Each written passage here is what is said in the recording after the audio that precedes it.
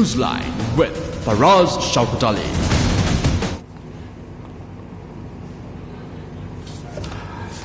Very good morning to you, and this is Newsline, live as always from the Newsfirst studios in Dorset Street in Clambo.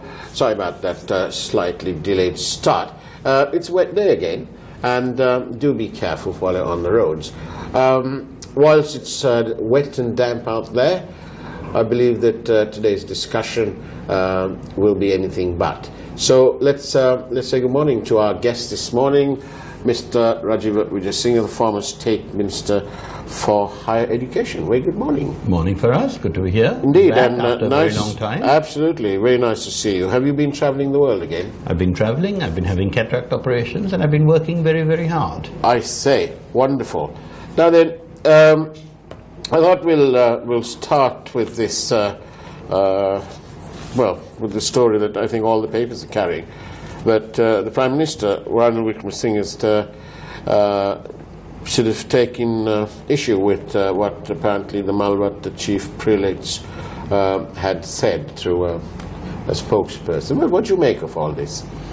Well, I mean, these are all part of what I would call a campaign of utter obfuscation by those who seem determined to introduce a new constitution, which does seem to me to be pushing their luck a bit. Right.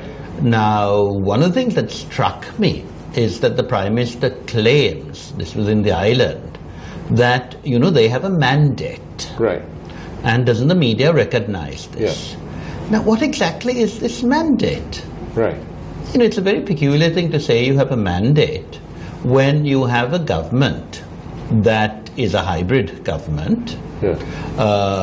They contested the election on two separate manifestos. Yeah. And for various reasons, some people of what was elected as an opposition to the UNP are now in Parliament. Fair enough, they may have thought in order to do this they can then strengthen President Sirisena. Yeah. Because don't forget, the primary mandate, according to our constitution, is a mandate given to the President in 2015. Right. But of course that mandate has been completely ignored. I have shown the fact that of everything promised in that manifesto, not one thing was done properly.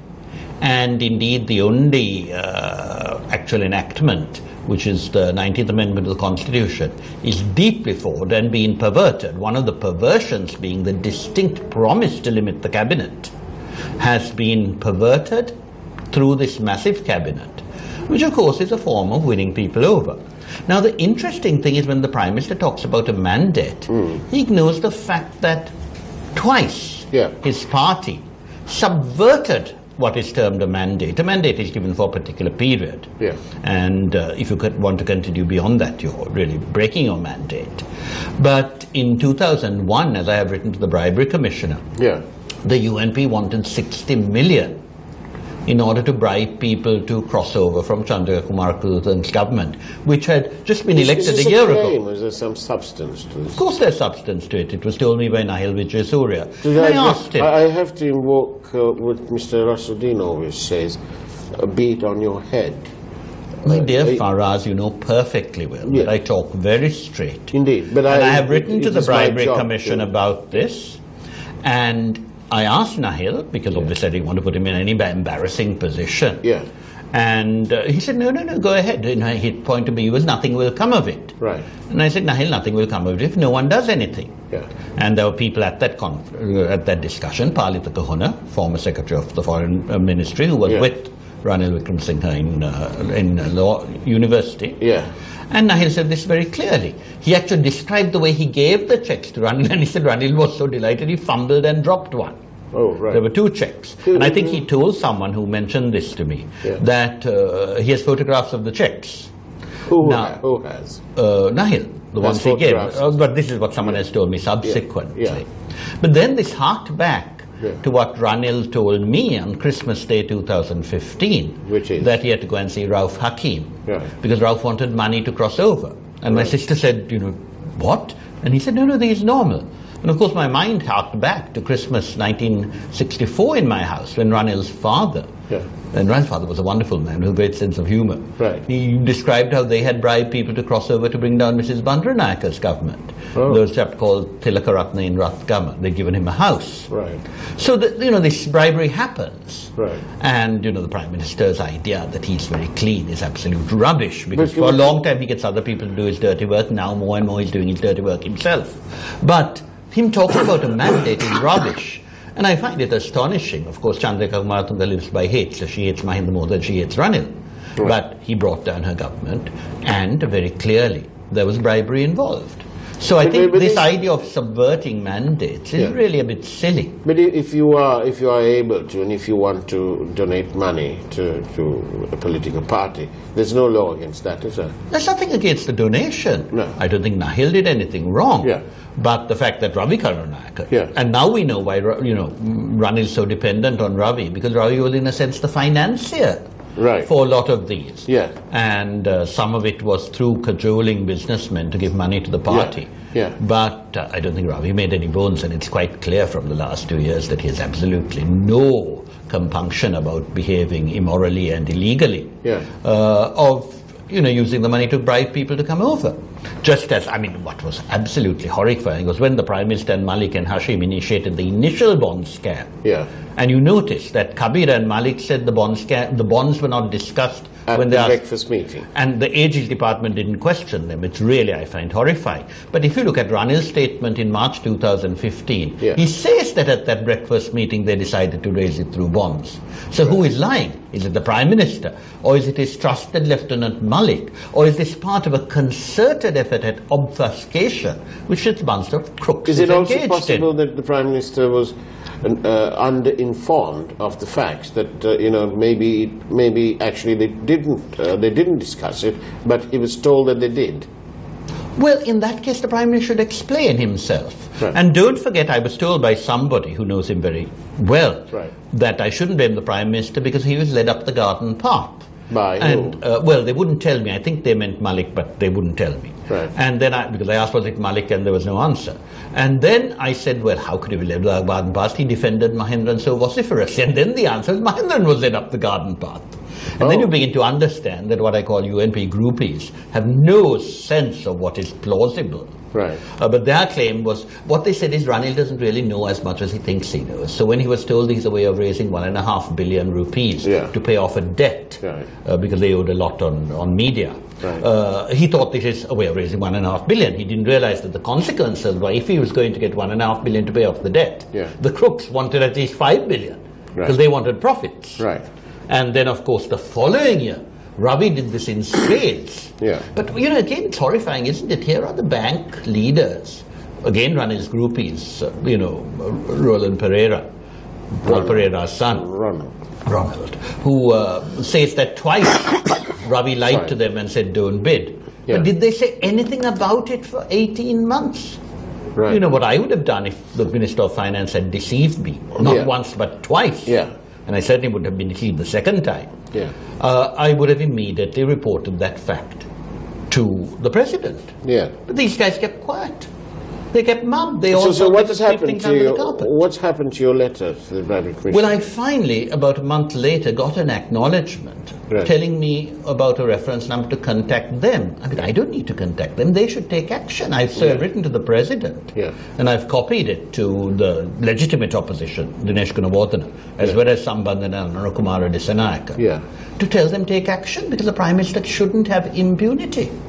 And I think it's outrageous that the Bond Commission didn't question him. It's outrageous that the Ages Department didn't have questions. A lawyer told me that there is provision for a questionnaire to be sent out in the form of an interrogatory. No, questions have been sent. I was told by one of his friends that he was busy answering them a couple of days ago. But that's not good enough. What is the point of cross-examination?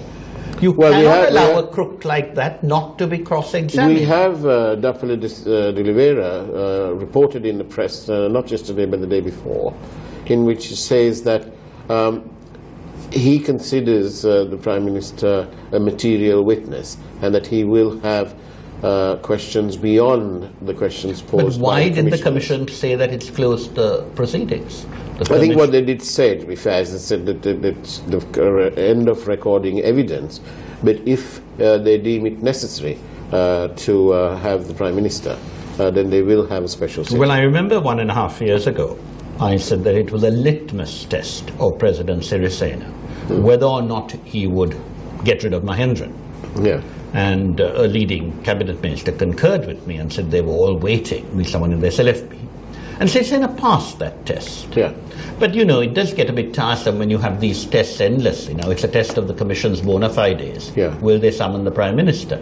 Sadly, it was a test of the Attorney General's Department bona fides. And I don't blame Tapala De Oliveira. I think he's done a great job. But also, I think, to be fair to the Commissioners, they did indicate at some point in the proceedings that they are not going to be guided by what is said outside, and they will make a decision. That's fair enough, of course, they must. Yes. They need to take into consideration what's taken outside, but then they need to do what's right, and a lot of things said outside well, they are said not that right. They said that too in the order. I doubt it, but I do worry about the fact that Malik and Kabir were not cross-examined. Yeah. Because very clearly what they said was in contradiction of what the Prime Minister had said. Yeah.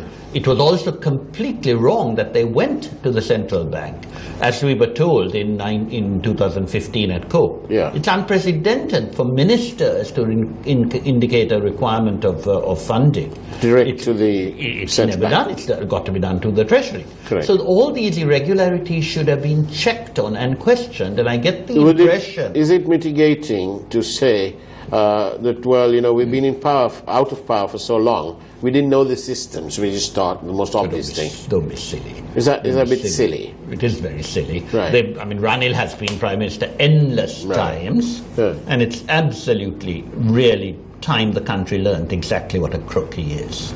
But this is very serious claims that you're making, Professor. I do make serious claims. You know, it will be on record. People say I don't like Ranil. I mean, don't be silly. I Is it cousin? In 2001. I know Will you be in trouble with the family for being so bad about your cousin on TV? Well, there are several people in the family who despair of him as well. Right. In fact, I was told by someone quite recently, quite close, that you know, one of the cousins cheers me on. Do you not fear that you will be the subject of legal action? Well, a libel case would be delightful, because anyone who sues has to be on the witness stand, and then at least this man will be cross-examined. It would be good. So that I would welcome that. I see. But honestly, there is this widespread sort of disbelief that the Prime Minister only made the statement that he did just barely 72 hours before the announcement that, you know, we've finished recording evidence. There you are. Right. So you know, I think one very sad he could have, thing when it transpired many weeks ago that there was these references to PM in messages sent by Steve Samuel, described as the executive assistant to Arjun Aloysius. I think at that time he should have issued that statement then, perhaps. Yeah, but people realize that the man is a crook and a liar. He doesn't have any qualms about saying things off the top of his head, which have no... Did you realize you can send your questions in, as always, 0772 300 305. Don't be calling it, send us an SMS, please. Yeah, we've had all sorts of... well, here we go. This is a question from Shamindra Ferdinando, who says, Nahil W., why did he give money? What did he receive from the UNP in return? Do we know that? Well, he said very clearly he received nothing. Right. And he says he didn't ask for anything. Right. You see, you have to remember also that... So he gave this money to the goodness of his heart? No, I think a lot of people in the business community were in great despair in 2001 about what the government was up to. 2001 was the most disastrous year. I voted for the UNP that year. Right. Because I realized Chandrika was just not up to the job. Right. She was floundering. Yeah. You remember that was the year of the attack on Katunayaka? Yeah. Right. And there were some other reasons. Yeah. But I think the whole country was in despair. We had negative growth that year for the first time. Yeah. So I think the business community felt very strongly that Yeah. a change was needed. Yeah. It's very interesting that now the business community Yeah. also feels the same. Meaning, you know, I was abroad for some time, but I continue to write. And Yeah. I had a couple of people who Yeah. I would say are what I call captains of industry. Yeah. Telling me how good it was that I wrote such things, because they expected much from this government, and they find this, you know, bunch of crooks who are rent-seeking even worse than the last government. It's appalling. So I think Nahil and a lot of business people in 2001 did fund the UNP, but the actual act of bribery for something in return was done by the UNP, not by the businessmen. Right. And I think that happened, as I said, with regard to Rauf Hakim this time round. Yes. But that the Prime Minister wasn't questioned. There's this fear about questioning the guy. He should be questioned. Mr. Hakim might say that it's a preposterous claim. Oh, nonsense. I mean, we know perfectly well that money does change hands. I still remember when, you know, I was the first. I'm very proud of the fact that I'm the only person, I think, who told Mahinda Rajapaksa, I will not support you unless there are some reforms. And I said this 18 months, more than a month before. Yeah. But after we crossed over, I remember telling a Muslim lady who said to me how good I was. I said, well, now we are now waiting for your leaders. Yeah. She said, that bunch of crooks, no one takes them seriously anymore. Yeah. So I think that, I mean, Sumantharan told me that one of the reasons they told the UNP that they wouldn't join the cabinet was how could they sit with someone like Rishad? And apparently they were told Rishad had been promised the same ministry, no mention of financial incentives, to cross over. So obviously horse trading goes on. And, you know, I think the SLFB needs money. I saw recently that they're crying foul now over the enactment of the delay on provincial councils. That's another scoundrelly act. You know, these people who talk of democracy have been actually postponing elections ad infinitum. Right. And although the local government postponement, though absolutely wrong, is legal, clearly what they did with the provincial councils seems to me to be outrageous. Now then, yesterday we had Maitri Gunratna on this program, and he was telling us about this one representative for each, one man for one ward sort of thing. Yeah. And it transpires that we'll end up with about double the amount of councillors. So instead of the 4,000 that we now have, it'll be 8,000. Now, he also said that it was about, the cost he thought was around 10,000 rupees each for each person a month. Now that works out at about 480 million per year extra. But that's only that 10,000. One of my colleagues pointed out yesterday at our editorial that that's not the end of the story, because these people will have need officers and secretaries and all sorts of things. That's without the cars. So this is a huge cost. Does the cost outweigh? I mean, it seems to be there are so many layers of government. Why do? He's completely wrong. And again, I mentioned this idea of the mandate. Yeah. The mandate given to the president wanted a different system of election. Yeah. All discussions which Ranil sabotaged in the end were about a mixed system, and I believe a mixed system is a good idea, but not raising the number. Right. In fact, there was a big argument, and Ranil used this, that when we wanted to have a mixed system for parliament, the Elections Commissioner said the easiest way to allow equity would be to actually have a slightly larger parliament. And people said, oh, no, we can't have more, the country won't like it.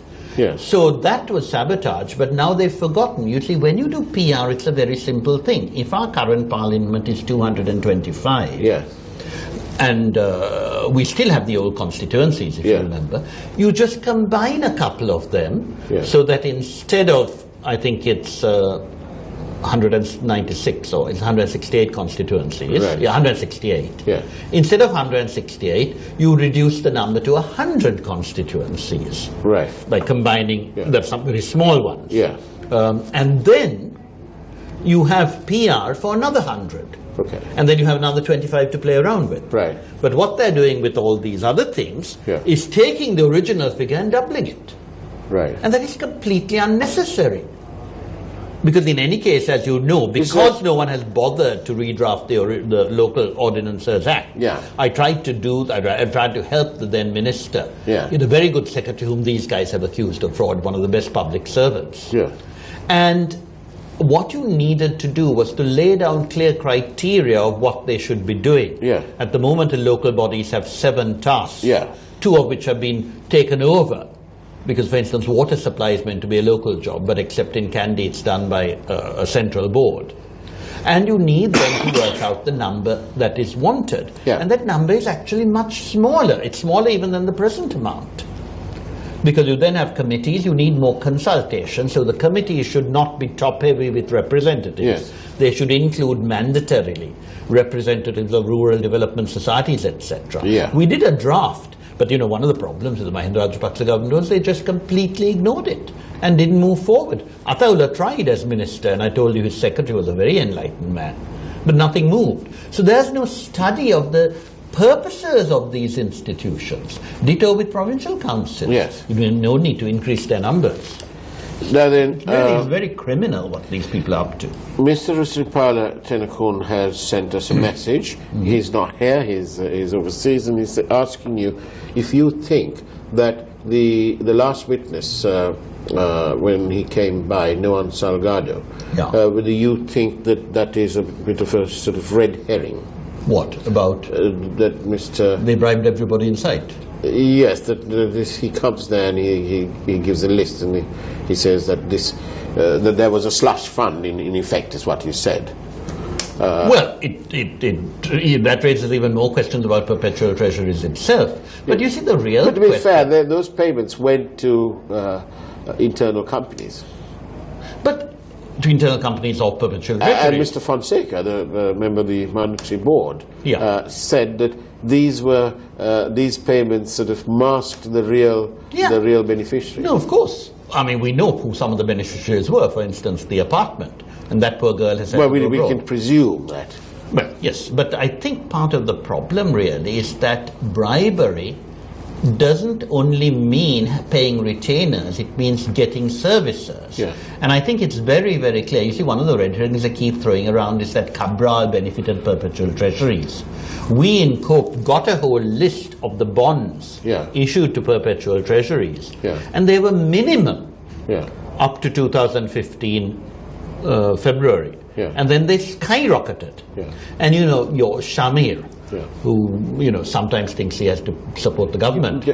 That guy sort of said, oh, but Cabral gave them a bond when his sister was on the board. And of course you go by bidding. And if you give a bond at 10%, when other people get bonds at 10%, that's not undue advantage. The undue advantage is when other people are even told not to bid, and you get it at 14%. Then the second question is, now the Saman Kumar was obviously one of those paid off. But who forced him into the position of chief dealer for the EPF? People have forgotten that evidence. You know, some time ago, the assistant governor said he knew the man's bad reputation, so he put him into another position. And Mahendran insisted that he be made chief dealer of the EPF. So I think bribery is not only giving someone a retainer, though that's bad, and people should not be taking retainers. Bribery is getting a service. Somebody's asking, as the professor seems to have first-hand knowledge of offences, why does he not place these before a magistrate? I've sent it to the Bribery Commission. There is a Bribery Commission constituted by law. And the Bribery Commission has told me, they actually took my evidence about the Hakim case, but I asked them what was the follow-up and I didn't get an answer. And this time I've told them, they've sent me an acknowledgement finally. But you know, they should start questioning, because these are serious matters. Another viewer, how does Ranil retain the leadership of the United National Party? Is it because, and I'm not going to say the balance because it's a bit bad, how does Ranil retain the leadership of the It's very simple. He's very, very cunning. You remember that when there were efforts to dislodge him, he managed to create great dissension between Karujaya Surya and Sajid Premadasa. and both of them showed themselves a bit childish on that occasion. Then poor Gaminatha Korala, who once took the lead, died very suddenly, as you remember. And he also stuffs the place with people who are totally loyal to him and have no independent existence, and then gives them positions of authority in the party, like Malik Samarakam being the case in point. Now there's another message. Yeah. This is, I know that this is from a regular viewer. The name the person uses is Peggy. So Peggy says the only time the constitution was changed for this country is when the government had a clear single-party mandate from the people. This motley crowd does not. I think that's absolutely correct. So Peggy is right. Peggy is right in the sense that what we have is a hybrid government with no clear mandate. Yeah. The clear mandate belongs to the president, because he was elected clearly, but nothing in his mandate has been done. The two cardinal, one was to reduce the power of the executive presidency, which was done. One was to introduce PR, and we tried desperately. And the president promised. He promised not to dissolve parliament until that had been introduced, and he broke his promise. There were reasons for that, but he shouldn't have. Right. And thirdly, to reduce the size of the cabinet. Now, all that has been forgotten. But the president's mandate overrides that of parliament, because he is the head of government. And he has that single-party mandate, that single mandate. That single mandate, which was, of course, the mandate given to a coalition. Yes. And don't forget, many of us participated in writing his manifesto. 47. At minimum. Oh, okay. Yes. Some of them were parties led by crooks like that man from Litrogas. Well, right. Don't forget. Now then, so this... I mean, I have to tell you, I've written the German ambassador saying it's time they investigated the funding provided by the Friedrich Naumann into this party. In the interest of fairness, I'm going to read this other SMS. Sad that this program is turning out to be an extremely one-sided Ranil bashing circus. Are you going to respond to that?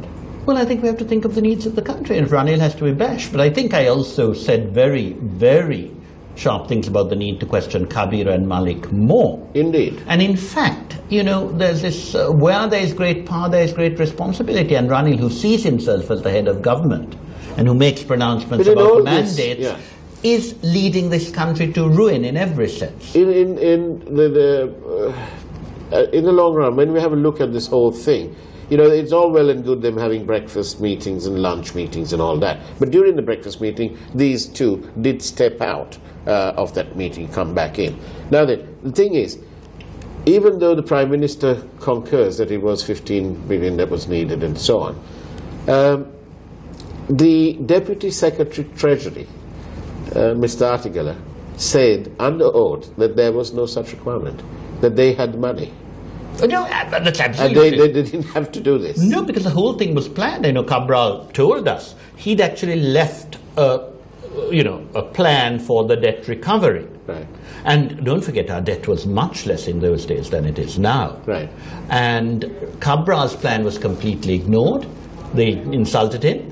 And even if you have a sudden debt requirement, you first report it to the Treasury, which tells you how they can cover it. Yes. In fact, the central bank had also said, look, we have this method of direct placement. And I still find it sad that my good friend Iran, who said on principle you must do things like auction, because the EPF suffers if you don't, because they are given what are called direct placements, is now silent when it's clear how the EPF has been plundered. And I'm very glad that John Senaviratne, who is one of the most decent people in the SLFP, and really should be made its secretary, he has made it very clear that he's going to speak out against what has happened to the EPF. And the EPF is invaluable for people. Yes.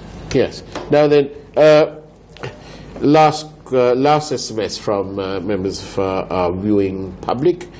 Tell the professor that the clear mandate to president is the UNP majority votes. Stop bashing the UNP leader. I think the man's completely mad. Everyone knows that Ranil stepped down after Iran Vikramaratne produced a document which showed that he couldn't win. Two diplomats whom I like very much said, President Rajapaksa will continue because Ranil is determined to stand and, he can't win.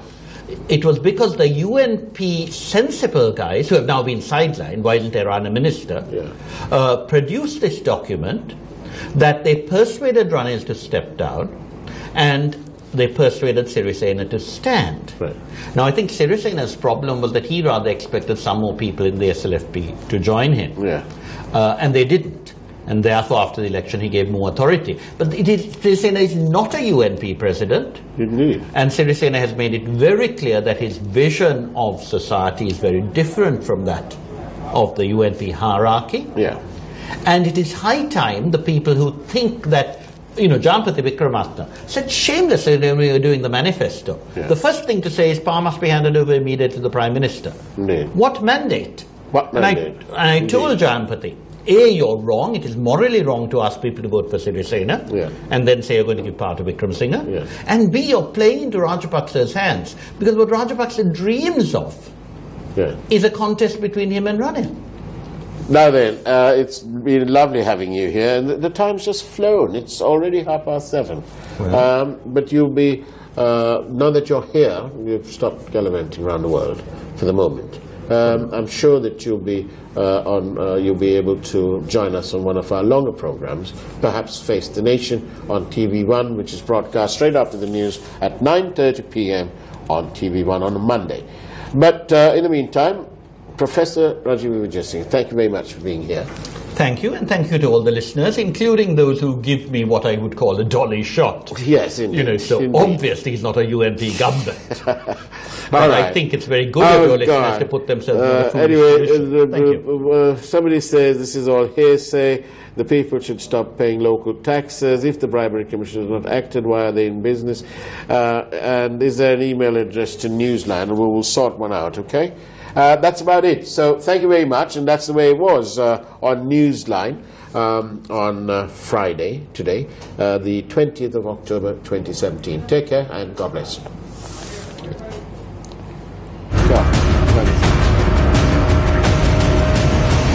News First, Newsline with Faraz Shaukat Ali.